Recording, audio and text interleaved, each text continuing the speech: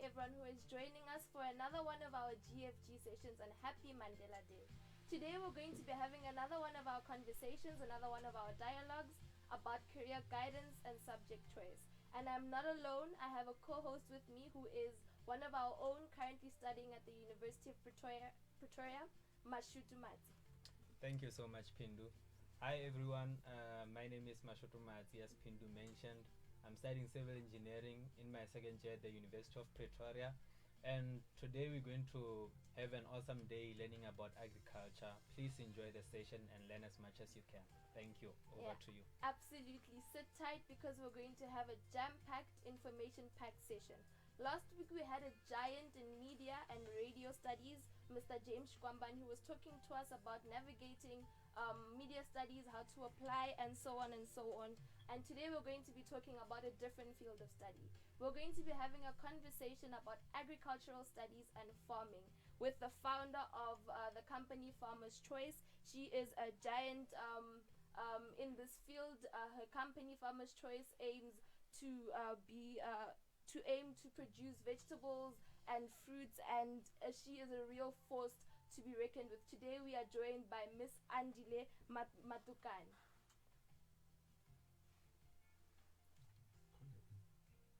Miss Andile, are you here?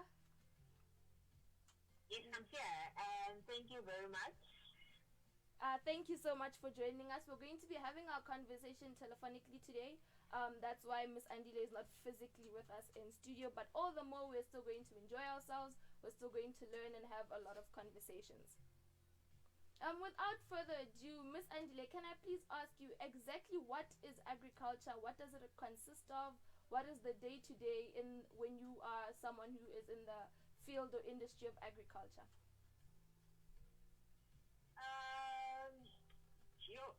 We cannot define agriculture because probably where you are agriculture as you are, or you are fully dressed in agriculture. So in my own words, I'll say agriculture is almost everything that you tend to use on a daily basis. And that's one of the most important things and a need to use it on a daily basis, and it's everything that you get to do on a daily basis. You are someone who works actively in the industry of agriculture. Can I ask you, was it always your first choice of work, or how did you exactly end up in this industry? I've never been elsewhere besides the agricultural field. Yes, it was always had been my first choice. It's something that I saw an opportunity on, because basically I think it's still happening even now, where when we meet our young people who are still in high school and we get to ask them what do they want to be, like what are you going to do in university, they talk about engineering, doctors and all those things, which I'm not saying it's a bad thing, it's a good thing, we all need those things, but then they tend to forget the most important part, which is agriculture, which takes them to school on a daily basis. So that's where I saw an opportunity, and I decided to grab that part which everybody tends to shine away from, and ever since then I haven't looked. We're all aware, Miss Andile, of the different stigmas that are surrounded by pursuing a career in agriculture. You know, some people demean it to a culture that is a career that is their absolute last choice if they don't get into an institution that they wished for or the course that they wished for. What can you say to people that are still thinking like that? So this one is it's a little bit tricky because there's this stigma which says when you're in the agricultural field, you are expected to be a farm worker, a laborer, or you'll be working in the farm 24/7, which is not true. Agriculture has different sectors that one can choose from. It's the same as any other, I'm sure even on media, people get to choose on where they want to feed. It's also broad. So it's the same with agriculture. If you're looking at getting into that field, you have to look at something that you're really passionate in and choose which sector within the agricultural space do I fit in, which part do I feel like I'll be able to do it. It's not all about being a laborer or being in the sun 24/7 or chasing after cows and pigs 24/7. It's not all about that. There are people who are in the agricultural space who are working under aircon each and every single day, who go home earlier than the people who are working outside in the field. So I'd say to them, think about everything that you do. The uniform that you're wearing, don't you want to produce that someday? The food that you eat, if you're looking at the economy, don't you want to contribute one day and people will look at you and say, oh, the food that we're eating is getting from spice produced by Andile. That's something amazing. Everybody tends to recognize you. That's something that I tend to produce. People eat what I produce. I feed people. That's something amazing. I don't have to do much to feed people. Just something small. You tend to produce and then people eat.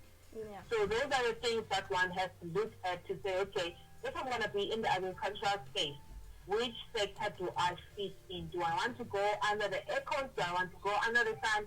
What do I want to do? Yeah. Now we understand that. Wow, Miss Andile, that's so wonderful. I'm sure everyone is now realizing that agriculture truly is all around us, and we basically agriculture ourselves. Absolutely. But yeah, can you please elaborate on the sectors of agriculture? Like, what do each of them entail, and what are the most popular ones? What are the most important ones to the economy and the well-being of the nation? Can you please elaborate on the sectors? So when it comes to that, you can't really separate the agricultural skills. We need each other or one another to make it a one thing, to make it agriculture.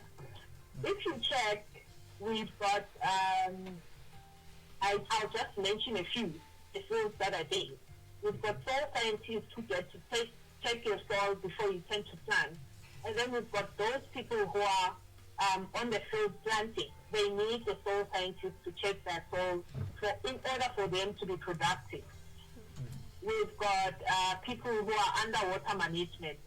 We need people to check our water before we tend to produce. We've got people who are pathologists. We need them to tell us if we've got diseases or not. We've got entomologists who tend to tell us if we have insects or not in our field. We have economists who are working with our money.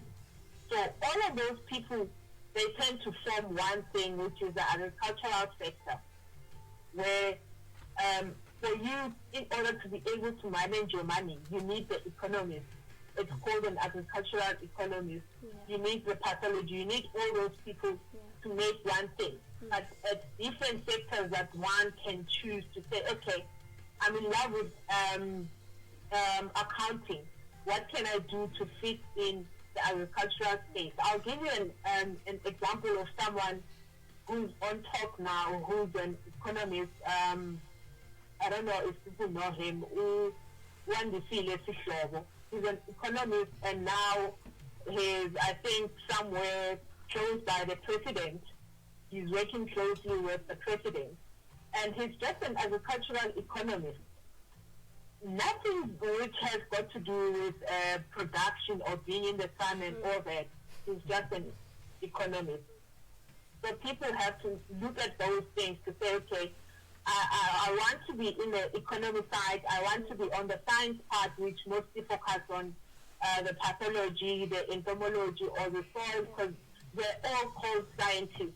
All we want to be the farmer that everybody tends to love and go to and buy their food. Wow, that's so wonderful, Miss Andile. Now we can really see that agriculture is not just about being in the sun and burning up and sweating and all that. We can see that there's really science and calculations behind it. So can you please give us more information on how we can find out, or how our learners can find out about this careers in agriculture, the different careers, the institutions where they can study them, and the entry requirements. Where can they get this information? So mostly depending on the institution that one wants to go to. But widely, I think almost all the South African universities, they're providing agriculture, or mostly all the career choices or the fields of agriculture in universities are there. But when it comes to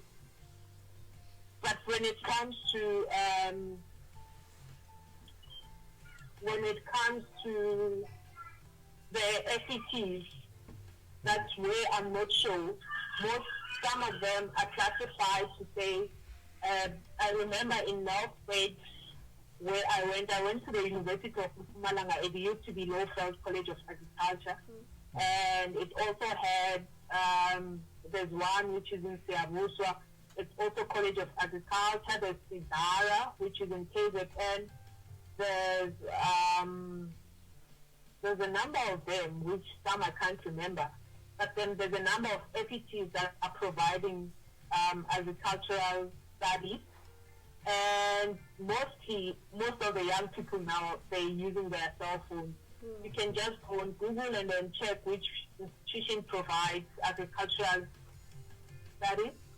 And they can also, I'll try to post something as well on my page. They can just go on my page, which is Farmer's Choice, and check there. I'll post the number of institutions that they can contact.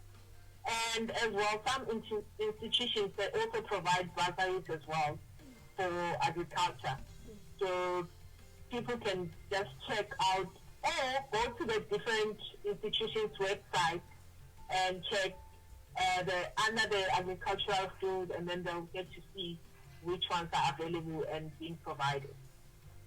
Ms. Andile, when you were talking about that, not necessarily when you decide to work in the field of agriculture that you're going to be in the sun all day. Sometimes you may be under the air conditioner or anything in between. So I couldn't help but wonder exactly what you are. Can you tell us a little bit of what you do exactly personally, where you fall in the mainstream, what you do on a day-to-day basis in the field of agriculture? I'm a jack of all trades. Wow. So, yeah, this is the nice part. When you are within the agricultural space, you get to decide where you want to be. What is it that you really want to do? Because I'm a farmer and I'm a pathologist as well. So the farmer side of me is where I get to be exposed to the sun. And the pathologist part of me is where I get to be under the aircon. So I get to decide which part do I want to fit in. And I tend to rotate those things on a daily basis depending on which one urgently needs me, and that's where I'll be. No, okay. Before we go any further into all of our questions, it would be really nice if we could hear from one of our very own commercial farmers, one of our farmers in the commercial field, who is Mr. Tutani Rivis.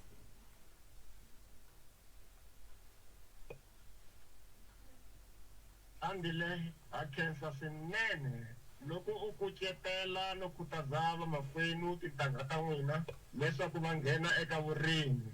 Vurimi i ndzhaka leyi hanyisaka vanhu vo tala hinkwavo. Loko va pfuka nampundzu vanhu va fanele va dya swakudya. Se loko varimi vo ka va nga ri kona ta vula leswaku a ku nga vi na swakudya. Loko hi endla vurimi hi hlongola ndlala, hi hlongola vusiwana, maxangu hinkwawo ma famba hi vurimi. Ngopfungopfu ka n'wina vantshwa, hina hi va khale hi varimi kambe hi va khale hi lava ku vurimi lebyi byi ta eka n'wina mi sala mi hanya hi byona. Mi dyondzisa rixaka, mi va ndzhaka leyi nga ta va ya n'wina. Loko u nghena ka vurimi u langutele leswaku u nga ha fambi u kombela ntirho, ti endlele ntirho u kota ku thola na van'wana.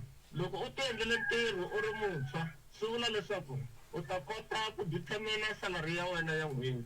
Loko u tirha ngopfu swi vula leswaku u ta kuma salary ya wena ya n'hweti leyi le henhla ngopfu. Hina ha khensa swinene n'wina vantshwa Andile na vavukeni wa n'wina na van'wani lava ringana ku na n'wina leswaku mi ya emahlweni mi tirhela mi hlohlotela na van'wani mi tirhela rixaka hi lava ku eka masiku ya mindzuku ku ri n'wina mi nga ta va mi khome mapurasi lamakulu yo fana na ya va ZZ2 a swi lava leswaku misava yi vuyela ka hina kambe loko yo vuyela ka hina hi nga tivi ku yi tirhisa hi laha hi nga ta phivha hinkwako hi pfalela swakudya swi nga humi na khensa.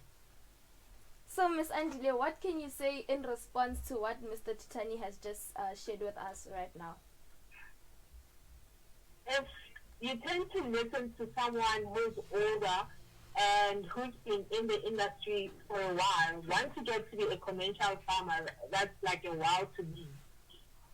And I'll say thank you for all. That's like a motivation to me to keep on going and do what I do.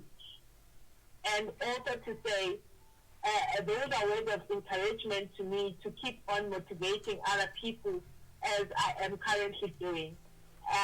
I'll say thank you to him as we continue to learn from whatsoever that he's doing. His production, we say salute to that farmer, salute to him. We thank him because we wouldn't be having food today if he wasn't contributing on the food industry that we're in today. Absolutely. Wow, thank you, Ms. Andile. Can you please now hear a question from our GFG members?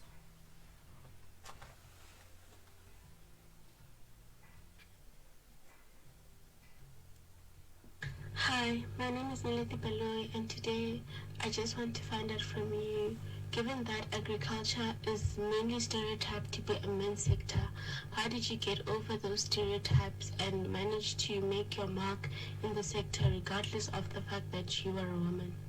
Good day. Today's young people see agriculture as a profession which is not fancy. They do not believe there is money to be made. They believe it is for those who are not smart, with the IQ which is lower.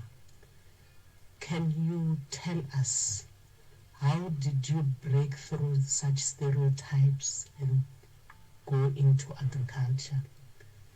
And do you think it's a profession that it's worth investing your time and effort in? Thank you. Okay, Ms. Andile, so those were two questions from two of our own in the God-fearing generation. The first one was talking about how did you break through gender stereotypes that, we know that farming isn't subjected or was formerly subjected to a man's profession. How did you break through those stereotypes and make a name for yourself in this industry? So basically, I'll say those are things of the past. We're living on a new decade now where things are changing. And if you check, it's trying to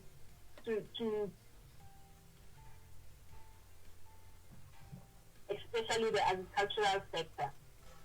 So if you're not taking any risk, you're not going to be able to know if really there's something there or there's no gold there.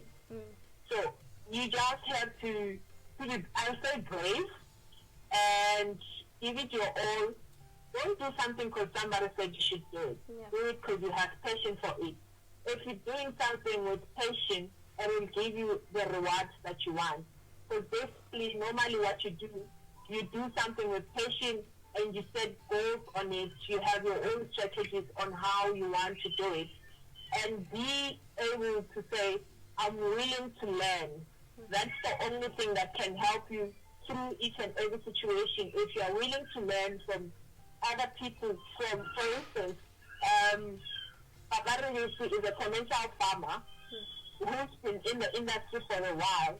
So if you're willing to learn, there are people like him who tell you that this is how we do things in the agricultural space. And when new things come, you'll be able to compare what he taught you and what are the new things, and say, okay, this is what I'm going to be doing in the upcoming few days or few years, or whenever you're willing to implement what you want to be. people have been saying that there's a 50-50 thing. So we can't be saying in the agricultural space it's a gender-based thing. That's a thing of the past because women were subjected to stay at home, but now women are there waking up each and every day, going back to work. Absolutely. So you can't sit back and say agriculture is for men. No. And another thing, it was that thing that it's hard labor. Agriculture is really not a hard labor. There's so many opportunities within that one needs to discover and say, I want to be in this field or this sector, because it's not really a hard labor thing. And yeah, with the second question, if I can remember. Yeah, the second question was the one talking about how the youth of these days don't think that it's a career that they want to pursue in because, you know, it's sub-level, it's beneath them. What do you have to say about that? So, basically, it's up to you as a person. What is it that you want? You can't go in a field because somebody told you that in agriculture there's money. That's the thing that let us down, or that tends to we tend to lead or to fail in everything that we do. We don't succeed. Because I had Andile saying agriculture has money. Agriculture has money because Andile is doing it in her own way. If you go there with patience, as I said, and you give it all yours, and you tend to dedicate yourself, yes, there's money there. It's one career that one can invest in. But if you're only going there, it's going to bore you. You're not going to get whatever that you're aiming for, because you had Andile saying she has money or that there's money. If you go with that aim, you need to invest, and investment is not all about money. Your time is something that people tend to forget. I invest my time in everything that I do because I want to succeed. You have to invest your education in it. You have to invest everything that you think will be able to help you to succeed, to get to the point where you want to be. So, for me, yes, it's worth investing in. Doesn't matter if it's my time, if it's my money, if it's my education. It's something that I'm willing to invest in, and it has good rewards for me. So I'll say to people who really, really want to be within the space, it's something that one can invest in, and being willing to learn from other people and other institutions as well, and you'll have good results. Wow, that's so true, Miss Andile. But going back a bit there, is it really a concern with regards to people who still view it as a low IQ career path or something like that? Is it a concern in the sense that in the few coming years there will be less and less people branching into agriculture, and thereby causing like a really bad impact on the economy and all that? Is it a concern? At the moment, the concern is we need more people to produce. It's not the fact that there's more people with low IQ. It doesn't matter if you have low IQ. At this point, what we're fighting for as agricultural people and the economy is each and every household should be able to produce at least something. They should be able to have a garden. And that doesn't require you to have a good IQ or a bad IQ. For instance, I do skills development, which is a short training for people. I train people who are now able to produce food for themselves. That's something else.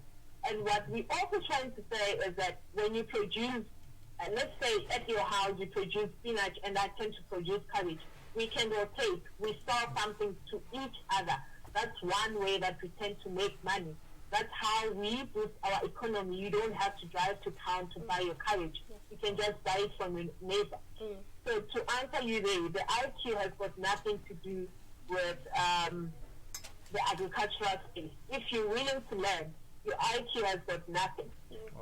You can't, because basically the skills development also includes practical work rather than the theory, because we have elderly people who want to learn how to do food production. So most of them can't write, some of them can't read. What we do is we tend to take them to do the actual work, which is practical, and that has got nothing to do with the IT. So if you really want to do something, you should be willing to do whatever that it takes in order for you to succeed with your goal.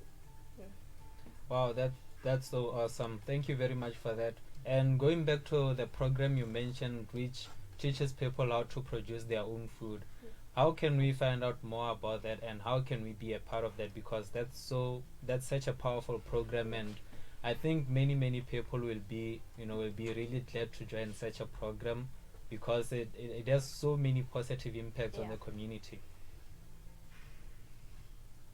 So there are different institutions who are doing that, but if one is willing to do it with me, they can go on my social media pages, which is, most of the time people prefer to go on Facebook, which is Farmer's Choice. That's where they'll get most of the information that I have in terms of training. Or one, they can send an email to info@farmerschoice.org.za, and also go on my social media pages.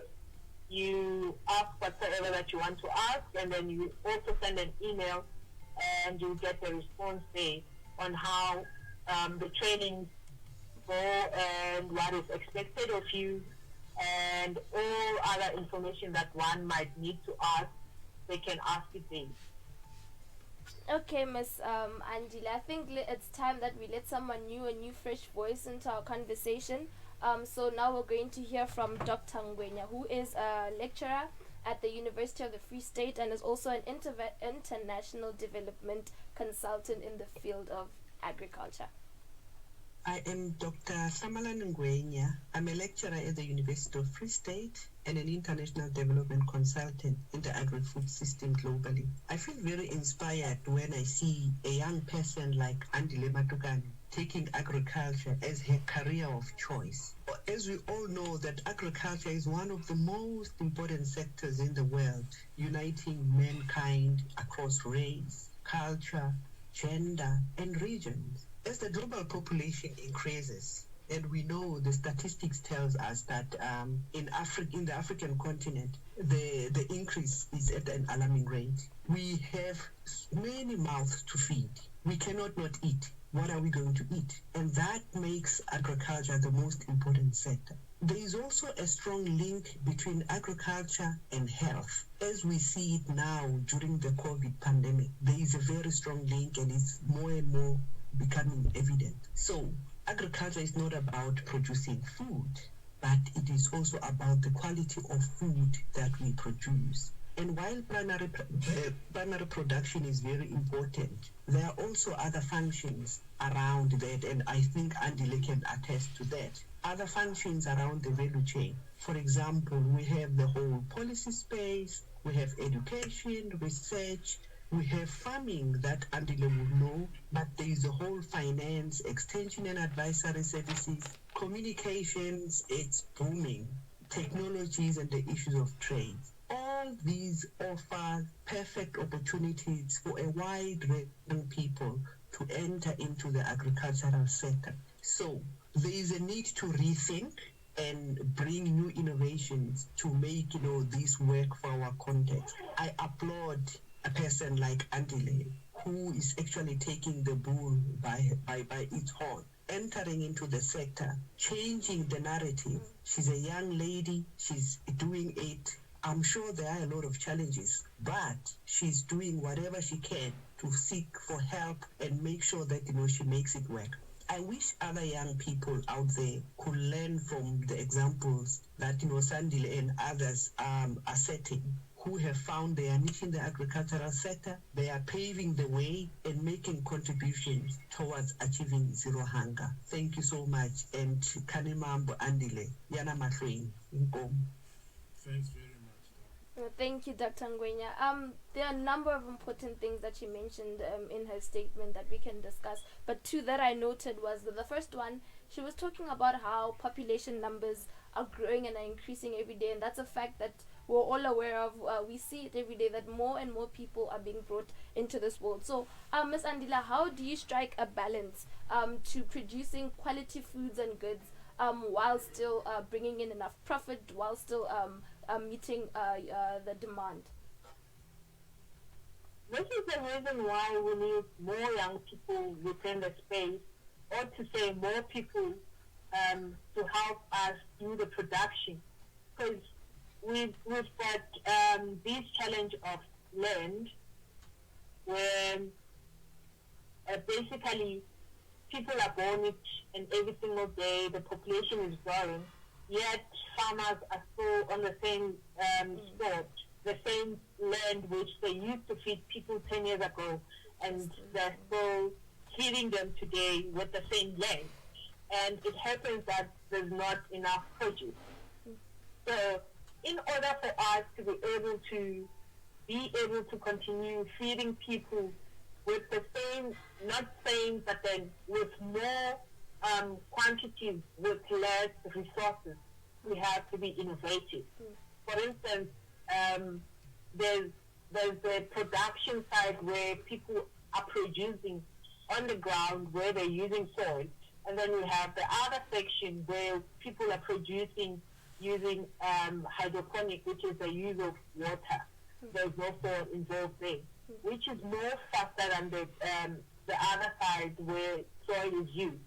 So we have to come up with different strategies, which most people now are saying we are being innovative, where you say, okay, fine, there's no land, I'll do a rooftop farm. That's something which is new for most people. And I think currently it's mostly done in Gauteng and other countries outside South Africa.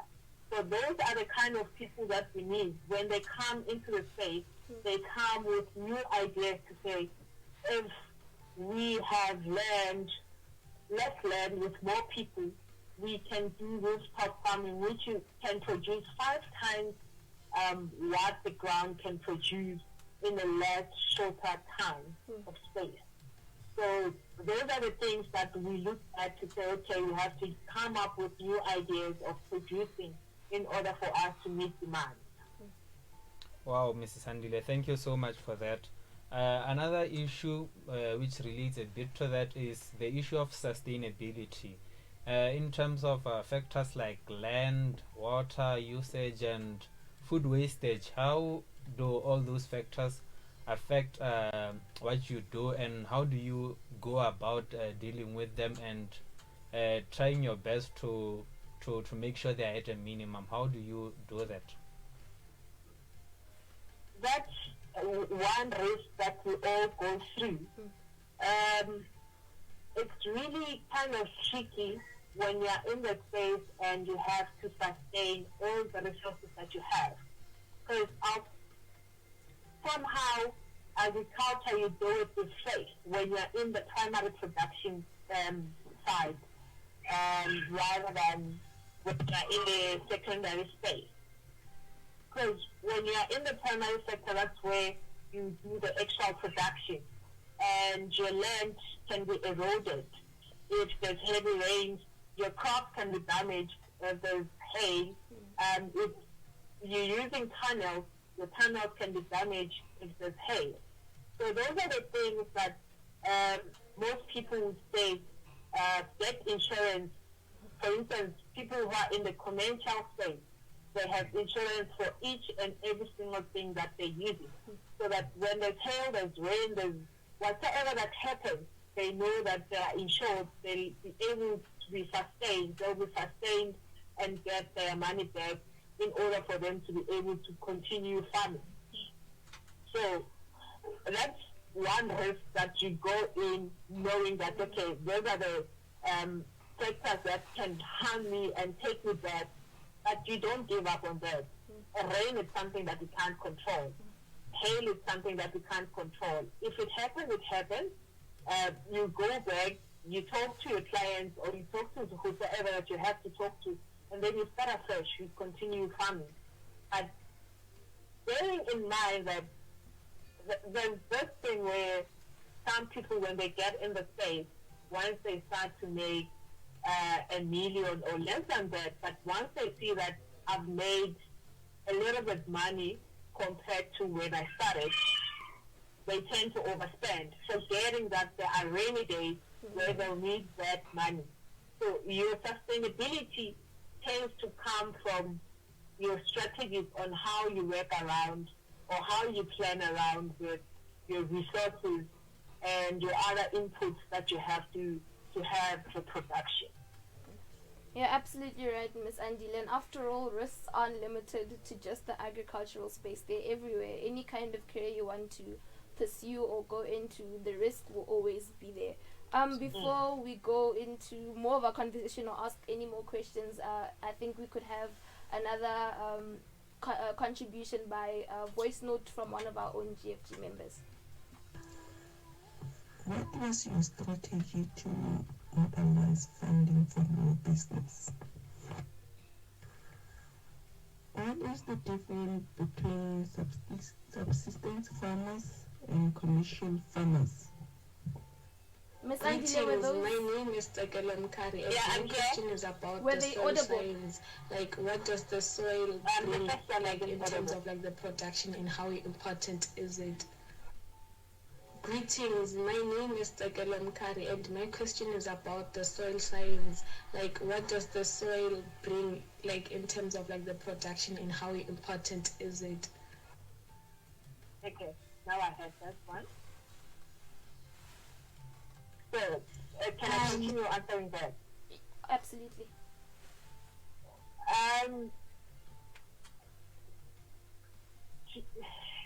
It's not tricky. For instance, if we want to check the importance of soil, the ground that we walk on, isn't it made of soil? We're not going to be able to walk in the moon or in the sky. We walk on the soil.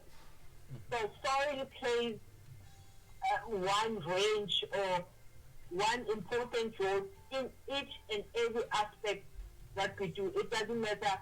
It's not agriculture. It's not you being a doctor. Soil is always one important thing.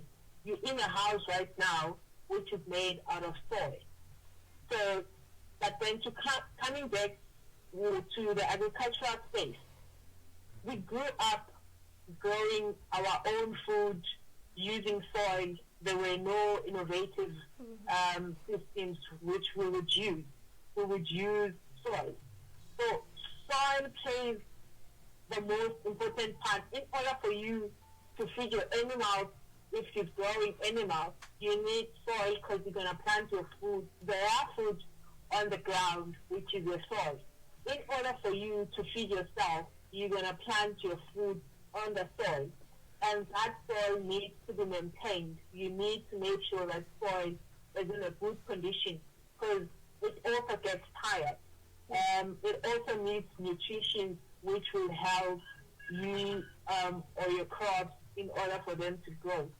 So I'll say soil is one important factor which fits in each and every single industry that one is in.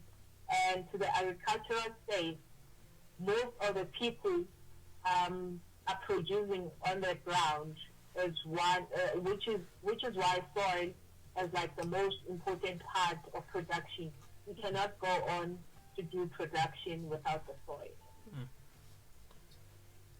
And to, if I can repeat one of the less audible questions that was asked in the beginning, it was, what is the difference between subsistence farming and commercial farming? So subsistence is mostly based on your home garden. If you're able to produce and feed your family and maybe your neighbor, or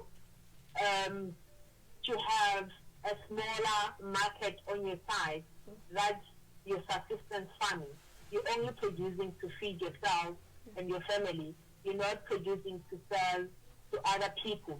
But when it comes to conventional farming, you need inputs like your fertilizer, you need more equipment such as the tractors, and you need more laborers to help you produce. It's where you tend to produce on a large scale, or you produce for the market. That's when we're talking about conventional, and when we talk about subsistential is when you produce for your family. Wow, thank you so much, Miss Andile. Going back to commercial farming, how easy is it to get into the sector? How is the employment rate, and other options like self-employment, how viable are they? Which one is better between self-employment or another form of employment in the commercial farming sector? Here's the tricky part. If we're talking about employment and being the producer, it's two different things. Do you want to be a farmer? A farmer is the person who owns that farm and knows the production of that farm. And an employee is someone who comes to work because I work there. So you can't be a commercial farmer if you are working for someone. You contribute to the conventional farmer. Because let's say they have the Limpopo Agricultural Award. When they say Andile Matukana is our conventional farmer, they're not going to mention you to say you are the conventional farmer. So a farmer is someone who's producing and well known to say this is Andile's farm and not Andile's employee. So again, in order for one to be conventional, they start day where you normally they call us emerging farmers, which we have to stop emerging. We are aspiring farmers. So you start small, and then you learn from those mistakes that you're making at the moment. And as you grow and continue being in a large scale, if you're producing on the ground, in order for you to be a commercial farmer, you need to be on a large scale. Remember, on a commercial part, we are selling to bigger markets. We're not just supplying, let's say you're supplying Spar or your Boxer or your ShopRite, and then that's it, you're done for the day. That's not a commercial farmer. The commercial farmer needs to be able to say, if Spar calls you today and say, I need 200,000 of bunches of spinach, you're able to give them that. If they call you tomorrow and say, we still need 5,000 bunches of spinach, you'll be able to give them that. That's a conventional farmer, someone who doesn't buy, someone who uses large equipment in order for them to be able to produce. They use all sorts of chemicals if they are in the chemical part. They use all sorts of organic parts if they're in the organic part. And also, if you check, there are certain rules that are followed within the agricultural space.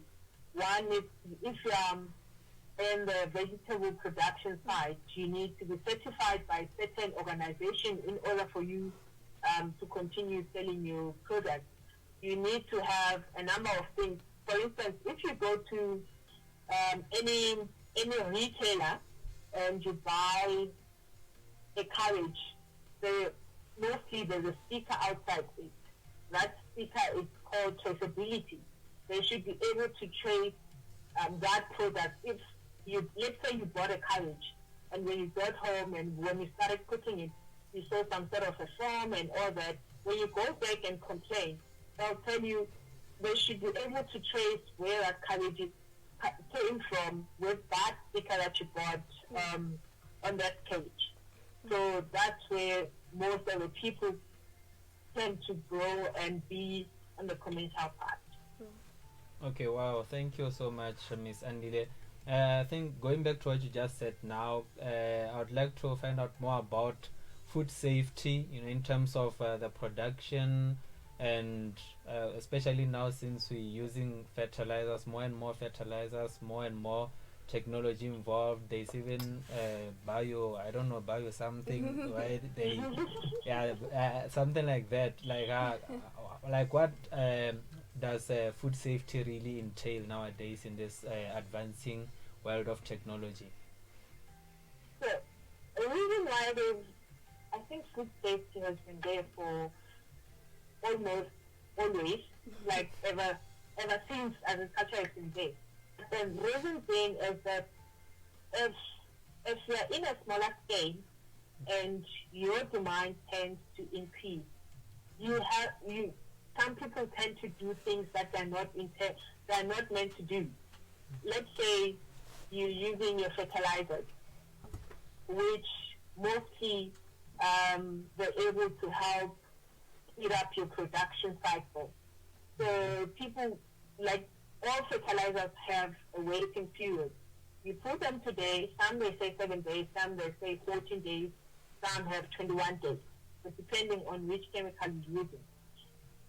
So people would use to apply fertilizer today, and then tomorrow they harvest and sell to someone else. Those chemicals are still on that produce that you just harvested. They're not washed out, that nothing is done to it. So when you get home and when you cook that, that's poison to you. We're going to have more people dying because of that. So which is why we have the food safety side within the space. And we have people who are certifying each and every produce. For instance, some other retailers will not taste your produce if you are not certified, which is your Global Gap certification, which means if you have Global Gap certification, your food is free from any fertilizer or any pesticides or any herbicides that you've been using, and meaning you've been using them correctly and harvested on the correct time, not applying fertilizer today and harvest tomorrow. Thank you, Ms. Andile. I would like us to go a little bit back and talk about something that Dr. Ngwenya spoke about when she was giving us her oral contribution. She was talking about how the agricultural space can be referred to as the single most important sector to the world going around. So can you shed some light on how the space in and of itself operates, what contributions are there, the processes to the entire space or industry called agriculture and farming? So in a summary, we normally say agriculture is the backbone of the economy, which is a spinal cord. If you break your spinal cord, you know what's going to happen. So agriculture is the backbone of the economy because everybody needs to eat. Everybody needs to get dressed. Everybody needs to get wherever they want to go. For all those things that we tend to use, it's made out of agriculture. So it doesn't matter what is it that you want to use, what is it that you want to wear.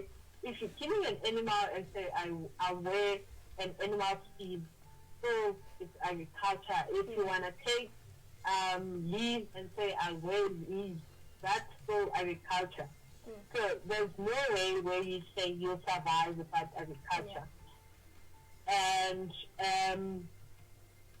things, for instance, shops were closed right now at this during this the first level, the level 5 of the coronavirus. Most things were shut down, but agriculture remained as one of the essential services that are offered. Reason being, hospitals were open, but they needed food in order for them to survive. Those patients, they needed the food that we as agriculturalists had to produce. People needed transport. They needed us agriculturalists to do something in order for them to be able to go. They need petrol. That petrol comes from whatsoever whatever that people tend to do, it's made out of agriculture. So, which is why we refer it as the backbone of the economy. If we stop producing, food prices will increase because there's going to be high demand with less supply. So obviously, that's something that we all don't want, where you go to ShopRite and then you get to find out that a loaf of bread is 50 rand. The normal one that you used to buy with the 12 rand is now at 50 rand. So why we say we need more young people to get in and contribute in food production, contribute on the economy through the agricultural space, through food production. Absolutely, Ms. Andile. I think we're going to take our last round of voice note contributions from the GFG. Hi guys. My question to the farmer is, what are the challenges that one faces when they're starting a business? What role does agriculture play in the life and success of an economy of a country or a state? What are the biggest types or forms of agriculture that people do in South Africa? Okay, I'll start with the first one. So the challenge, there are so many challenges that one can face when they start out with a business. One is you're not sure if your strategies will work. You're not sure if everything that you're doing will give back results. And the nice thing is that you need to learn from the mistakes that you're currently doing. And not everybody will be willing to fund you. In most cases, you might need to finance yourself or finance your business in order to survive within the agricultural space. That's how you start. And another thing is that market is something else. You need to make sure that your product is of quality. That's something that you need to learn from other people, or you need to learn from whatever that you need to learn from. And the other thing as well is that you need to have mentors, and good mentors who will help you grow in each and every single step that you take. So there are risks to say you can finance your business and it collapse. That's something that you go in knowing to say, I can start a business today and then tomorrow I might wake up, it's next day. You buy equipment, you wake up tomorrow, they are stolen. That's a risk. You employ people today, tomorrow they take you to CCMA for something that you also don't know. Those are the risks that one can face when they start a business. But then we learn from all the mistakes that we tend to do. For instance, you can also, these days there's a way people tend to lease land. You might have signed a lease which there are some parts that you miss. And then the next thing, the owner of the land comes back and say, contract ended, I told you that it ends today, whereas you didn't know. And the next thing, you have to move. Remember, you're living, if you have installed certain things on the farm, you leave them there because you cannot move some of the things that you tend to install. So those are some of the risks that we tend to face when we get into the agripreneur side, where you have no clue, you have a clue, but then you're not sure if it will work out. But then still, we continue learning from the mistakes that we tend to make. Thank you. Can you please repeat the second one? Oh, can we The replay second it, question. please? Can you replay the second voice note?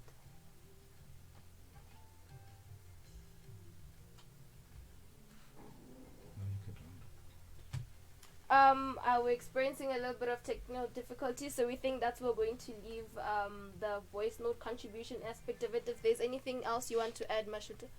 Yes, Miss Andile.